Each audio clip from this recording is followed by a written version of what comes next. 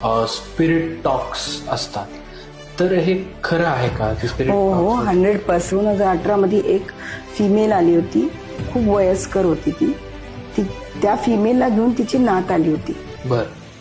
आणि the thing is that तिला spirit rape होत होतं, पूर्ण जीवन तिने त्याचं काढलं. आणि ती मुलगी, आता तिची नात 16 वर्षाची होती, तिची आई पण त्या गोष्टीतच एक्सपायर्ड झाली. नाव द सेम एनर्जीज वर शिफ्टिंग ऑन द चाइल्ड. 16 वर्षाच्या मुलीवर होत असताना ती मुलगी माझ्याकडे आली आणि तेव्हा मी तो सेम एनर्जीज तिच्यावर शिफ्ट होताना दिसलं. तिचं गायब होत होतं आणि तिच्यावर आलेलं. आणि कॉन्स्टिलेशन्सच्या वेळेस वर्कआउट सेशन चालू होतं. इतक्यात ज्या व्यक्तीचं हिलिंग घ्यायला, एनर्जी घ्यायला लावलं, मध्येच ती एनर्जी शिफ्ट झाली. एक स्पिरिट एनर्जी तिच्यामध्ये घुसली.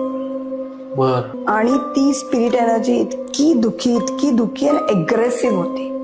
ती त्या माझ्या स्टाफला उचलून आपटत होती, एवढी अग्रेसिव्ह. आणि तिचं म्हणणं मीन्स ती स्पिरिट एनर्जीज मला हे सांगायला आली होती की माझ्यावर रेप झाले आणि मला मदत कर. 2025 मधला काय म्हणतात सगळ्यात वाईट तारीख म्हणा किंवा सगळ्यात वर्स्ट दिवस म्हणा, तर तो कोणता आहे? किती मोठं ऍक्सिडेंट झालं. 12/6 8 दिवस आधीच मी एका माझ्या मित्राला विचारलं होतं, अरे हे उडणारा प्लेन पडलं तर, म्हणजे मला इंट्युशन्स खूप स्ट्रॉंगली आले की हे पडणार, काय होणार हे मला दिसलेलं.